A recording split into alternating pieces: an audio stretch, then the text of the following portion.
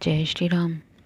सुमन कहती है, ये क्या हरीश, 30 साल हो गए आपको ये बात कहते हुए, अभी नहीं। आखिर आप बताते क्यों नहीं?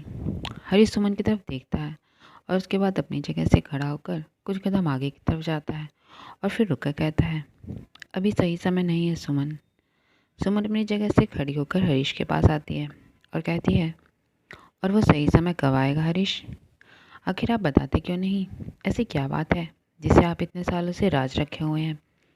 हरीश सुमन की तरफ देखते हुए कहता है, हर बात को जानने का अपना एक सही टाइम होता है, और अगर वही बात वक्त से पहले पता चले तो चेहरे की हंसी, आंखों का सुकून और दिल का चैन छीन लेती है। और मैं नहीं चाहता सुमन तुम्हारे साथ भी ऐसा कुछ हो। सुमन कुछ कहे उससे पहले ही हरीश फिर कहता है, जितना तुम बेचैन हो उससे कहीं ज़्यादा मैं तड़पता हूँ तुम्हें हर बात बताने के लिए। सुमन कहती है, फिर बता दो ना हरीश, आखिर ऐसी कौन सी बात है जो आप बताना चाहते हैं और बताते नहीं? कौन है जो आपको रोक रहा है? हरीश कहता है, तुम मुझे रोक दियो सुमन। सब आश्चर्य से हरीश को देखते हैं। हरीश फिर कहता है, इतने साल तुमने अपना विश्वास मेरे पर रखा, बस कुछ और दिन, कुछ टाइम और दो सुमन, उसके बाद हर एक बात बताऊंगा। सुमन फिर कुछ कहे उससे पहले ही हरीश फिर कहता है, बस अब और कुछ मत कहना प्लीज़। सुमन कहते कहते रुक जाती है। हरीश फिर कहता है, मैं फ्रेश होकर आता हूँ, तब तक तुम खाना लगा दो। और ये कहकर हरीश अपने कमरे में चला जाता है। तब हरीश को जाते हुए देखते हैं सब। माहौल एकदम संजीदगी से भरा होता है। तभी समीर सुमन के पास आता है और कहता है, देखा माँ, पापा कैसे दिल और सुकून की बातें कर रहे थे। सुमन हाँ में गर्दन हिलाती है। समीर फिर कहता है, कहीं किसी लड़की का चक्कर तो नहीं? सुमन चौंक कर हरीश समीर की तरफ देखते हुए कहती है, क्या? और फिर हंसते हुए कहती है, पागल हो गया है क्या? मधु सुमन के पास आती है और कहती है, मौसा जी ठीक कह रही थे माँ, मुजरिम तो इनसे पकड़े जाते नहीं, इसलिए अब घर वालों पर शक करने लगे।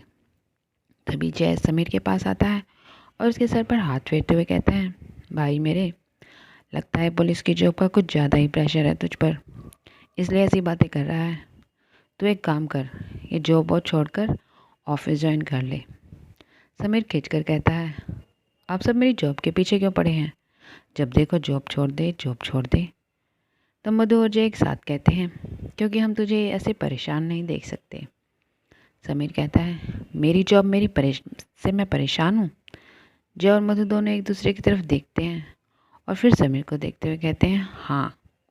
समीर कहता है, मेरी जॉब मेरी परेशानी नहीं, मेरा पैशन है। जय कहता है, तेरा पैशन तुझे इतनी टेंशन दे रहा है कि तेरी पेंशन लेने की हालत हो गई है। देख, तेरे चेहरे पर रिंकल्स भी दिखने लगे।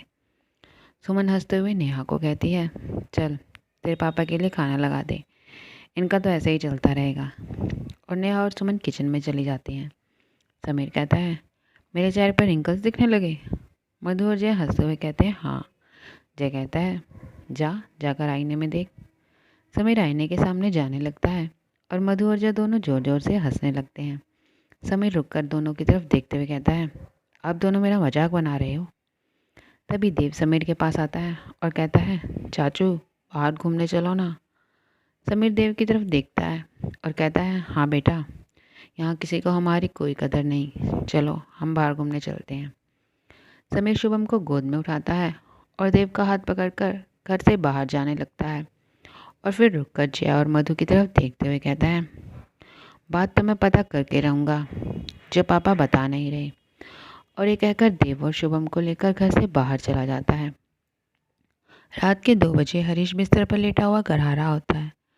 उसके कराने की आवाज़ से सुमन उठ जाती है और कहती है, हरीश क्या हुआ? और ये कहते हुए हरीश को हाथ से छूती है। वैसे ही कहती है, हे भगवान हरीश, आपको तो तेज़ बुखार है। हरीश सुमन की तरफ देखते हुए धीरे से कहता है, पानी।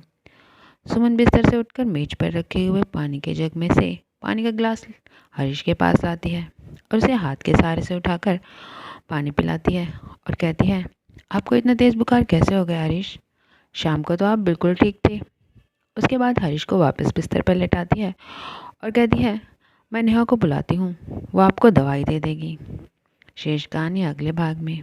जय श्री राम।